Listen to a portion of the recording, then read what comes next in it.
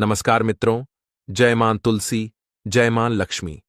अगर आप भी तुलसी के पास दीपक जलाते हैं या फिर नहीं जलाते हैं तो यह वीडियो सिर्फ आपके लिए है। देखिए मित्रों, तुलसी का पौधा बहुत ही संवेदनशील होता है।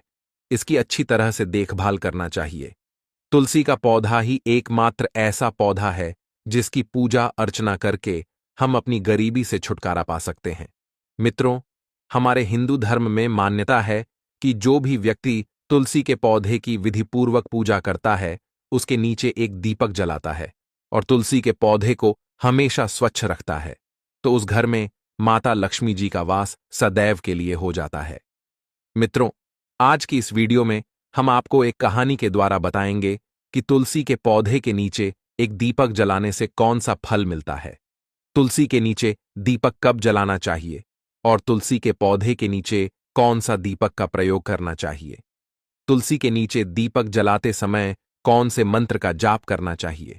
मित्रों, इस कहानी को शुरू से लेकर अंत तक पूरा अवश्य सुने, क्योंकि इस कहानी को सुनने मात्र से माता लक्ष्मी जी और भगवान विष्णु जी का आशीर्वाद मिलता है। मित्रों, एक बार भगवान शिव जी के पास देवर्षि नारद जी आकाश मार्ग से नारायण नारायण का जाप करते हुए पहुंच जाते हैं और उन्हें प्रणाम करते हुए बड़े चिंतित मन से कहते हैं, हे प्रभु, आपको मेरा प्रणाम है। तब भगवान शिव जी कहते हैं, हे देवर्षि नारद जी, आप किस प्रयोजन से यूं अचानक ही हमारे पास पहुंचे हैं और आप बहुत चिंतित भी लग रहे हैं। फिर भगवान शिव जी की बातों को सुनकर देवनारद जी कहते हैं, हे प्रभु, आप तो त्रिकालदर्शी हैं, आपको तो सब कुछ पहले से ही पता चल जाता है। आप मेरे मन की व्यथा के बारे में भी अच्छी तरह से जानते होंगे।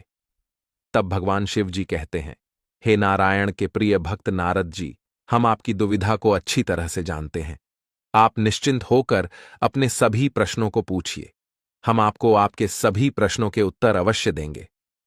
फिर देवर्षि नारद जी चिंतित मन से कहते हैं, हे महादेव, आज जब मैं पृथ्वी लोक का भ्रमण कर रहा था तब मैंने देखा कि कुछ स्त्रियां संध्या काल के समय तुलसी के पौधे के नीचे एक दीपक जला रही थीं और कुछ मंत्रों का जाप भी कर रही थीं।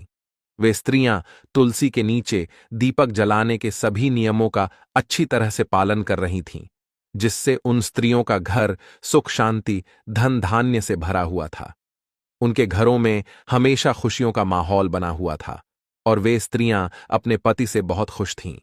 वहीं दूसरी तरफ कुछ स्त्रियां ऐसा कुछ भी नहीं कर रही थीं जिससे उनके घरों में रोज कलह उत्पन्न हो रहे थे और इस वजह से वे स्त्रियां बहुत दुखी थीं। उन्हें भयानक गरीबी का सामना करना पड़ रहा था। तब से मेरे मन में कुछ प्रश्नों ने अपना प्रमुख रूप ले लिया है। हे प्रभु, मेरे वे प्रश्न हैं कि तुलसी के नीचे एक दीपक जलाने से क्या होता है, तुलसी के पौधे के नीचे दीपक जलाते समय कौन से मंत्र का जाप करना चाहिए और तुलसी के पौधे के नीचे कौन सा दीपक जलाना चाहिए जिससे मनुष्यों के घर में हमेशा धन धान्य संपदा बनी रहे और उस मनुष्य के घर में माता लक्ष्मी जी का वास बना रहे। तब भगवान शिव जी कहते हैं, हे देवर्षि नारद जी, आज आपने इन प्रश्नों को पूछकर पूरे मानव जगत का उद्धार कर दिया है, किंतु मैं आपको आपके इन प्रश्नों के उत्तर देने से पहले आपको एक अत्यंत महत्वपूर्ण कहानी सुनाना चाहता हूं। लेकिन आपको इस कहानी को शुरू से लेकर अंत तक पूरा सुनना होगा। तब देवर्षि नारद जी कहते हैं, हे प्रभु, मैं आपको विश्वास दिलाता हूं कि मैं इस कहानी को शुरू से लेकर अंत तक पूरा अवश्य सुनूंगा। मित्रों, भगवान शिव जी कहते हैं, हे देवर्षि नारद जी, किसी समय की बात है, किसी नगर में प्रीतम नाम का एक सेठ रहता था। वह बहुत ही दयालु स्वभाव का था और उसकी पत्नी बहुत ही सुंदर थी। इस वजह से वह अपनी पत्नी से बहुत प्रेम करता था, लेकिन उसकी पत्नी बहुत ही क्रूर स्वभाव की थी। प्रीतम की पत्नी उससे ठीक तरह से बात नहीं करती थी और प्रीतम की पत्नी को अपनी सुंदरता पर भी बहुत घमंड था। इसीलिए वह हमेशा अपनी मनमानी किया करती थी और वह अपने पति की कोई भी बात नहीं मानती थी। क्योंकि प्रीतम अपनी पत्नी से बहुत प्रेम करता था, इसीलिए वह अपनी पत्नी की सभी बातों को एक बार में ही मान लेता था। उसकी पत्नी उससे कोई भी चीज मांगती थी तो वह उस चीज को उसके लिए किसी भी तरह से खरीद कर रख देता था। इस तरह से अपने पत्नी की सभी इच्छा को पूर्ण करने के कारण उसकी पत्नी प्रीतम का सम्मान करना जैसे भूल ही जाती थी। इसलिए प्रीतम अपनी पत्नी से बहुत परेशान रहता था और साथ कभी भी पूजा पाठ जैसे कार्यों को नहीं करती थी। लेकिन उसने किसी वजह से अपने आंगन में तुलसी का एक पौधा लगाया हुआ था, लेकिन वह कभी भी उस तुलसी के पौधे की देखभाल नहीं करती थी, उसकी पूजा नहीं करती थी, उसे कभी भी जल तक नहीं देती थी और उसके नीचे एक दिया तक भी नहीं जलाती थी। इसलिए उसके घर में लगा हुआ तुलसी का पौधा पूरा सूख गया था और उस तुलसी के पौधे के पास बहुत गंदगी हो गई थी।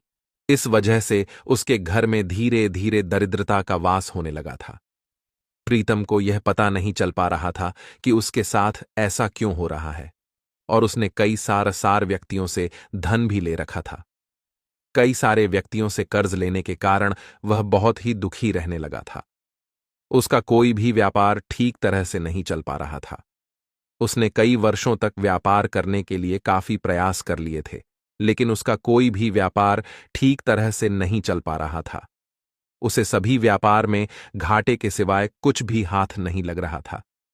एक दिन वह कर्जदार से परेशान होकर अपना सब कुछ बेचकर किसी वन में चला गया और एक कुटिया बनाकर रहने लगता है।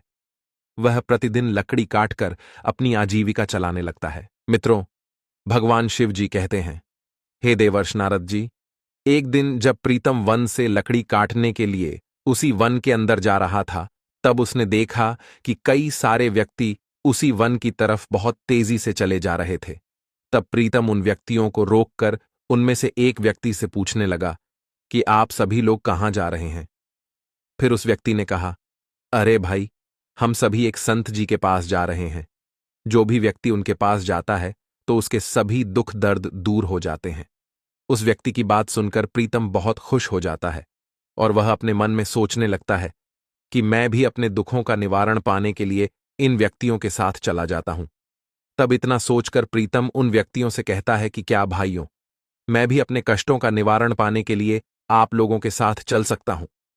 फिर उन व्यक्तियों ने कहा कि क्यों नहीं, आप भी हमारे साथ चल सकते हो। वे संत जी आपके भी सभी कष्टों को अवश्य दूर कर देंगे। तब प्रीतम भी उन व्यक्तियों के साथ उस वन में उन संत जी के पास जाने लगता है। थोड़ी देर चलते चलते वे सभी देखते हैं कि एक तपस्वी संत जी ध्यान साधना में लीन है। तब कुछ देर बाद वह संत अपनी आंखें खोलता है। तब वे सभी उस संत के पास जाकर रुक जाते हैं और वह संत एक एक करके उन व्यक्तियों के दुखों को दूर करने के उपाय बता देता है। फिर जब प्रीतम की बारी आती है तो वह उस संत को प्रणाम करता है और उनको अपने जीवन का सारा वृतांत सुना देता है। तब वह संत उस सेठ की बातों को सुनकर उसके जीवन की सभी घटनाओं का सारा दृश्य अपने अंतर्मन में देख लेता है और उस सेठ से कहता है कि हे पुत्र, तुम्हारे घर के विनाश का कारण है वह तुलसी का पौधा जिसे तुम्हारी पत्नी ने आंगन में लगाया हुआ है। उस तुलसी के पौधे के नीचे तुम्हारी पत्नी ने कभी भी एक दिए नहीं जलाया और न उसे कभी भी जल अर्पित किया है। उस तुलसी के पौधे के नीचे संध्या काल के समय एक घी का दिया अवश्य जला देना, इससे घर में सुख समृद्धि आती है। उस संत की बात सुनकर प्रीतम कहता है कि हे विप्र, मेरी समझ में कुछ भी नहीं आ रहा है। तुलसी के नीचे एक दिया जलाने का इतना महत्व क्यों है? तुलसी के नीचे दिया क्यों जलाना चाहिए? मैं तुलसी के नीचे दिया जलाने का महत्व जानना चाहता हूं मित्रों। भगवान शिव जी कहते हैं, हे देवर्षि नारद जी। उस संत ने जवाब देते हुए प्रीतम से कहा कि हे पुत्र, मैं तुमको तुम्हारे सभी प्रश्नों के उत्तर देने से पहले तुमको एक अत्यंत महत्वपूर्ण कहानी सुनाना चाहता हूं, जिसे सुनने के बाद तुमको तुम्हारे सभी प्रश्नों के उत्तर अवश्य मिल जाएंगे। लेकिन तुमको मुझसे एक वादा करना होगा कि मैं जब तक इस कहानी को सुनाऊं तब तक तुमको इस कहानी को शुरू से लेकर अंत तक पूरा सुनना होगा। उस संत की बात सुनकर प्रीतम उस संत से कहता है कि हे विप्र, मैं आपको विश्वास दिलाता हूं कि आप जब तक इस कहानी को सुनाएंगे तब तक मैं इस कहानी को पूरे सच्चे मन से शुरू से लेकर अंत तक पूरा अवश्य सुनूंगा और मैं यह कहानी अपनी पत्नी को भी सुनाऊंगा। आप कृपया करके उस कहानी को सुनाना आरंभ करें। तब उस संत ने प्रीतम को कहानी सुनाना आरंभ कर दिया और कहा कि किसी नगर में एक ब्राह्मण रहता था। उसकी एक ही पुत्री थी। उसका नाम शिवन्या था। वह बहुत ही सुंदर दिखाई दिखती थी। उसे देखकर कोई भी उस पर मुग्ध हो सकता था और वह बहुत ही संस्कारी थी। लेकिन वह अपनी सखियों के साथ ज्यादा समय बिताती थी और उसकी सखियों स्वभाव से बहुत ही चंचल थी। उसकी सखियों का मन चंचल होने के कारण वे पराये पुरुषों के साथ संबंध बनाती थी और वे हमेशा ही काम वासना से लिप्त रहती थीं और नए नए पुरुषों के साथ भोग विलास करने के लिए हमेशा तत्पर रहती थीं। इसका पूरा प्रभाव शिवन्या पर पड़ा। कहते हैं ना कि मनुष्य जिसके साथ ज्यादा समय बिताता है वह उसी की तरह बनने की कोशिश करने लगता है, फिर चाहे वह स्त्री हो या पुरुष हो, क्योंकि मनुष्य की प्रकृति ही ऐसी होती है कि वह जिसके साथ रहता है, खेलता कूदता है, वह खुद को उसी की तरह बनाने की कोशिश करने लगता है। ऐसा ही शिवन्या के साथ भी हुआ था। वह भी धीरे धीरे काम वासना से लिप्त रहने लगी थी। वह अपने पिता से बिना कुछ बताए ही घर से बाहर निकल जाती थी और चोरी छुपकर पराये पुरुषों के साथ संबंध बनाती थी। लेकिन जब उसके पिता को यह बात पता चली तो वह उस पर बहुत ज्यादा क्रोधित हुआ और उसने शिवन्या का विवाह उसी नगर में रहने वाले एक सुंदर से दिखने वाले युवक से कर दिया। उसका पति उससे बहुत प्रेम करता था, लेकिन शिवन्या तो पराये पुरुषों के साथ संबंध बनाने की जैसे आदत ही हो गई थी। उसने विवाह होने के बाद भी अपनी बुरी आदतों को नहीं छोड़ा था और जब भी उसका पति घर पर नहीं होता था तो वह पराये पुरुषों के साथ संबंध बनाने चली जाती थी और बहुत देर से घर आती थी। और अब उसकी काम वासना पहले से कुछ ज्यादा ही बढ़ चुकी थी।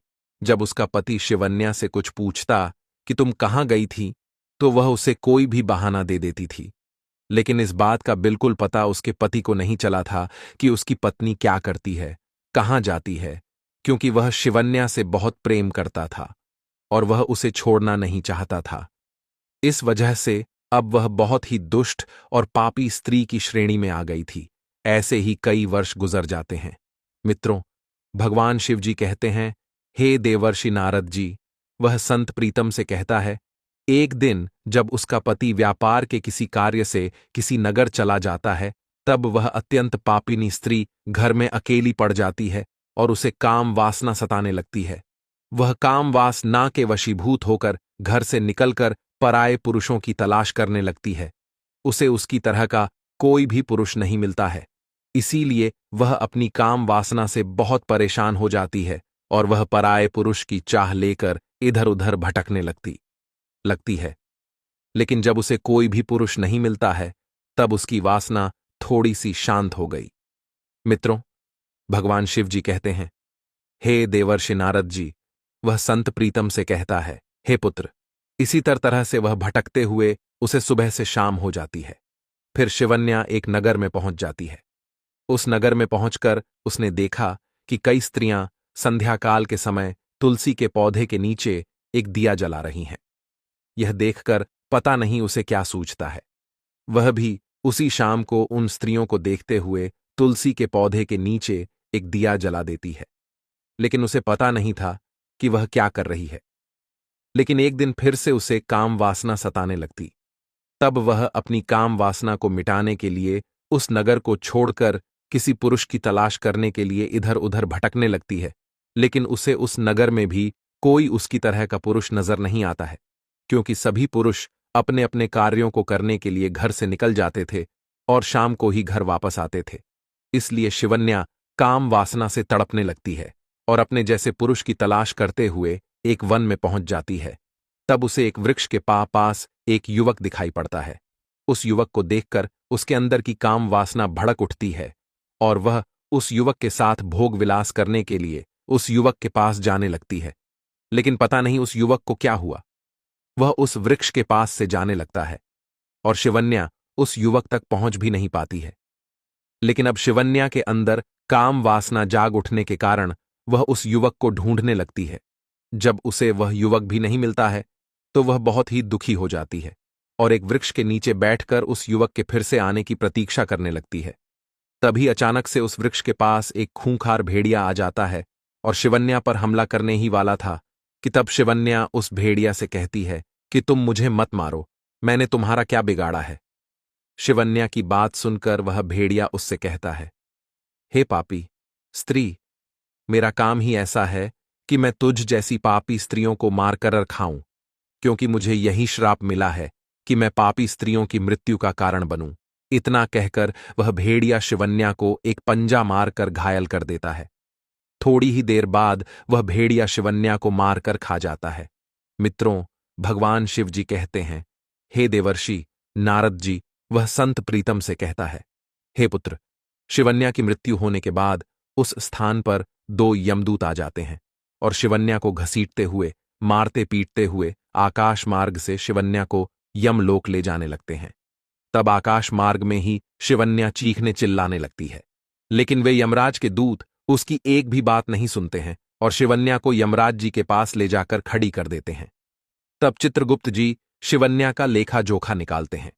शिवन्या का लेखा जोखा निकालते समय चित्रगुप्त जी बहुत ही क्रोधित हो जाते हैं और क्रोधित स्वर में यमराज जी से कहते हैं कि हे यमराज, यह स्त्री बहुत ही पापी स्त्री है।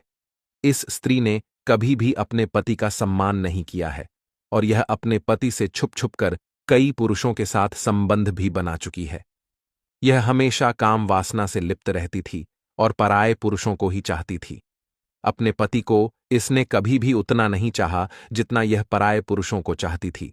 इसने अपने जीवन में कोई भी पुण्य का कार्य नहीं किया है, इसलिए आप इसे सीधा नरक में भेज दीजिए। तब यमराज जी अपने दूतों से कहते कि इसे तुरंत ले जाकर नरक में डाल दो। तब वे दूत शिवन्या को नरक ले जाने लगते हैं। तभी अचानक से वहां पर भगवान विष्णु जी प्रकट हो जाते हैं और यमराज जी के उन दूतों से कहने लगते हैं कि तुम दोनों इस स्त्री को कहां ले जा रहे हो। तब यमराज जी विष्णु जी से कहते हैं कि हे प्रभु, यह बहुत ही पापी स्त्री है। यह पृथ्वी लोक पर कई सारे पुरुषों के साथ संबंध बनाती थी और इसने अपने पति को भी बहुत बार धोखे दिए हैं। यह अपने पति के घर पर ना होने पर पराये पुरुषों के साथ संबंध बनाती थी और इसने कभी भी अपने जीवन में कोई भी पुण्य नहीं किया है। इसीलिए मैंने अपने दूतों से इस स्त्री को नरक ले जाने के लिए कहा है। मित्रों, भगवान शिव जी कहते हैं, हे देवर्षि नारद जी, वह संत प्रीतम से कहता है, हे पुत्र यमराज जी की बात सुनकर भगवान विष्णु जी यमराज जी से कहते हैं, हे यमराज, यह स्त्री अब पापी नहीं है, क्योंकि इसने जाने अनजाने में ही तुलसी के पौधे के नीचे एक दिया जला दिया है, जिससे उसके सारे पाप मिट गए हैं। इसने तुलसी के पौधे के नीचे एक दिया जलाकर इतना पुण्य प्राप्त कर लिया है जितना कोई भी मनुष्य 7 जन्मों में भी प्राप्त नहीं कर पाता है। इसलिए आप इस स्त्री को स्वर्ग में भेजिए। तब यमराज जी भगवान विष्णु जी की बात को मान लेते हैं और उस स्त्री को स्वर्ग में भेज देते हैं। अब वह संत प्रीतम से कहता है कि हे पुत्र, चलो, मैं तुमको यह बता देता हूं कि प्रत्येक मनुष्यों को तुलसी के नीचे दिया कब जलाना चाहिए और तुलसी के पौधे के नीचे कौन सा दिया जलाना चाहिए, जिससे दिया जलाने वाले मनुष्य के घर में माता लक्ष्मी का आगमन हो और उस मनुष्य के घर से नकारात्मक का विनाश हो सके। और तुलसी के पौधे के नीचे दिया जलाते समय कौन से मंत्र का जाप करना चाहिए, इसे ध्यान से सुनना। प्रत्येक मनुष्य को तुलसी के पौधे के नीचे दिया संध्याकाल या सूर्यास्त के समय ही जलाना चाहिए। शाम के समय नियमित रूप से तुलसी के पौधे के नीचे एक घी का दिया जलाना चाहिए। उस दी में थोड़ी सी हल्दी अवश्य डाल लेना चाहिए। कहा जाता है कि इस उपाय को करने से घर की समस्त समस्याओं से छुटकारा मिल जाता है और तुलसी के पौधे के नीचे जलने वाला दिया आटे का बना होना चाहिए, क्योंकि आटे का दिया तुलसी के नीचे जलाने से मां लक्ष्मी के साथ साथ मां अन्नपूर्णा का आशीर्वाद मिलता है और अगले दिन इस दिए को गाय को खिला देना चाहिए।